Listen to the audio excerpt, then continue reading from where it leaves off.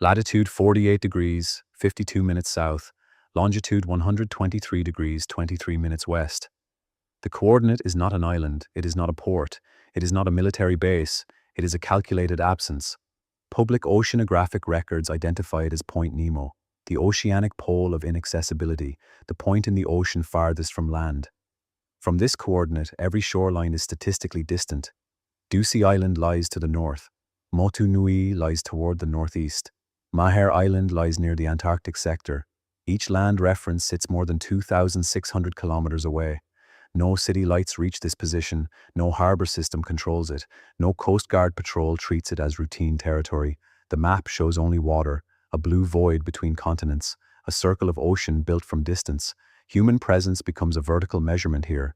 When the International Space Station passes overhead, its crew may be closer, not horizontally closer, vertically closer, approximately 400 kilometers above the surface. The nearest humans may be in orbit. The nearest land remains beyond practical rescue geometry. This is not mythology, it is spatial arithmetic. The name Point Nemo references Captain Nemo, a fictional figure designed around isolation. The coordinate adopted the name because the geometry was appropriate. Nemo means no one. The label is imprecise. The implication is exact. At this coordinate, the planet becomes mostly ocean. Shipping routes generally avoid the region. Commercial aviation rarely has reason to cross it directly. Weather systems pass without witnesses. Waves rise without observers. The South Pacific Gyre surrounds the area. This gyre is a vast rotating system of surface currents. It limits the arrival of nutrient-rich water. Low nutrients produce low biological density. Public science reporting often describes the region as an ocean desert. Not empty, not dead, but sparse enough to distort human expectation.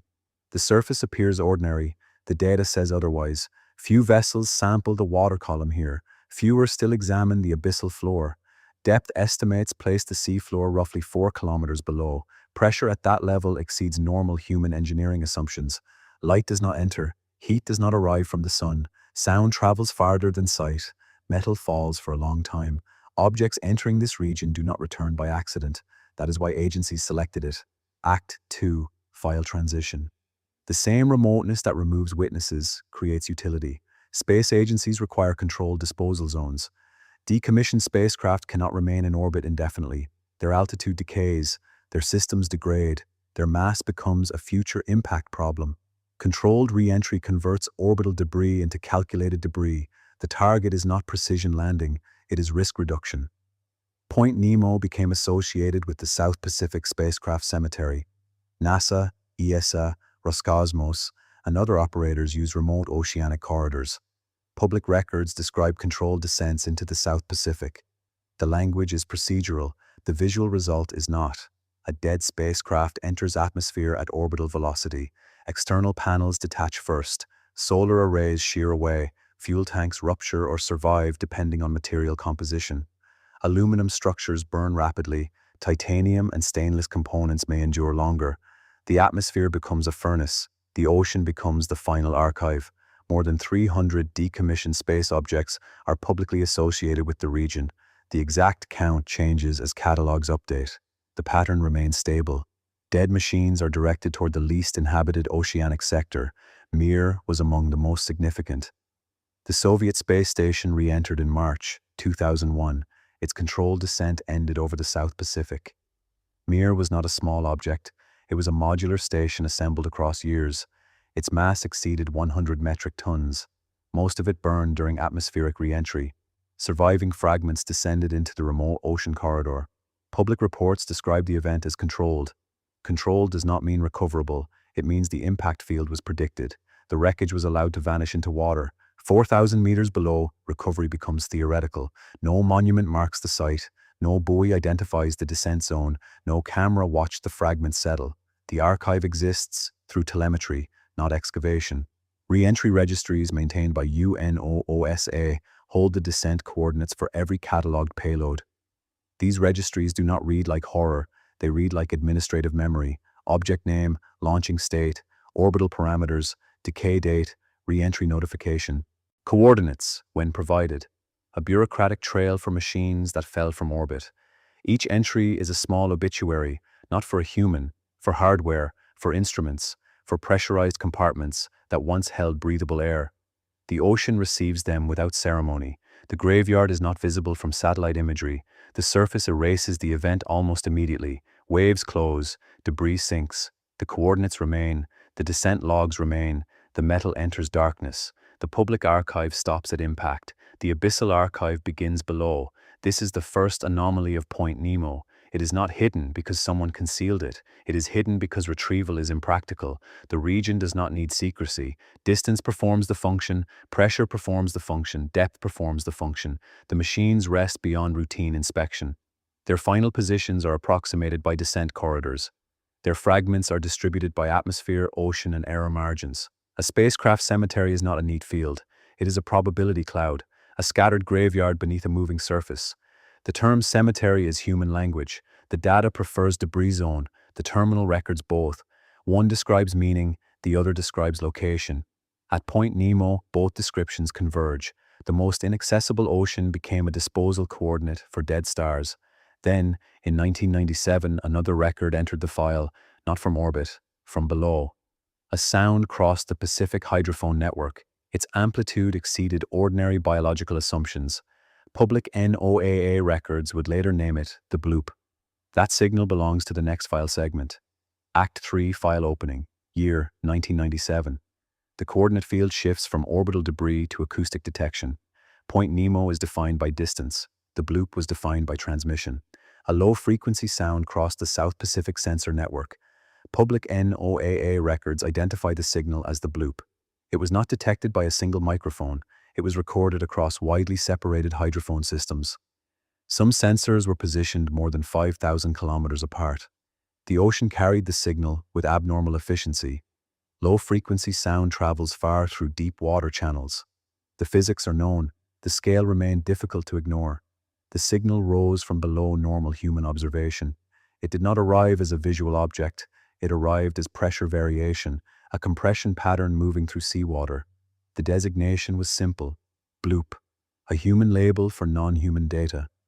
The waveform appeared as a rising acoustic trace. Its amplitude exceeded many ordinary biological reference points.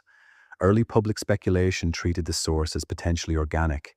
If biological, the source scale would exceed known marine animals, larger than a blue whale, multiple times larger by some informal interpretations. The terminal does not confirm that interpretation. The terminal records that the interpretation existed. Blue whales are the largest known animals on Earth. Their calls are powerful and low in frequency. The Bloop occupied the same conceptual territory: massive range, deep transmission, no visible source. The ocean did not provide a body, it provided only sound. Acoustic profiling became the primary evidence layer. Hydrophones converted pressure into signal. Analysts converted signal into spectrogram. Spectrogram converted sound into visible frequency bands. The anomaly became an image after it became a noise. Raw acoustic data and spectrogram analysis from 1997 remain accessible via the NOAA digital archives. The public archive does not require belief. It requires playback. The waveform is still there. The spectrogram is still there. The timestamp is still there. The mystery changed after later analysis. NOAA linked the Bloop to icequake activity. Glacial fracture can generate intense low-frequency acoustic signatures. Ice breaking away from Antarctica can travel through ocean basins.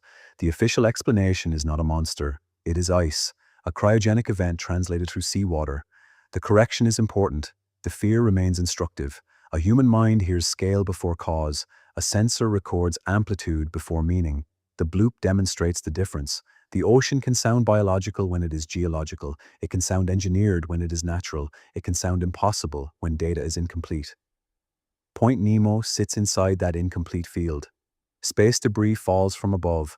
Ice signals rise from below. Between them is a column of dark water. 4,000 meters of pressure and uncertainty. The public explanation closes one category. It does not close the coordinate. The Bloop was not alone in acoustic archives. Other named signals entered NOAA records: Julia, slow down, train, upsweep. Some were later associated with ice or volcanic activity. Some persisted as environmental monitoring targets. The ocean is not silent. It is under-instrumented. Most of its soundscape is sampled, not witnessed. The distinction matters. A sampled ocean is not a known ocean. A logged anomaly is not a solved environment.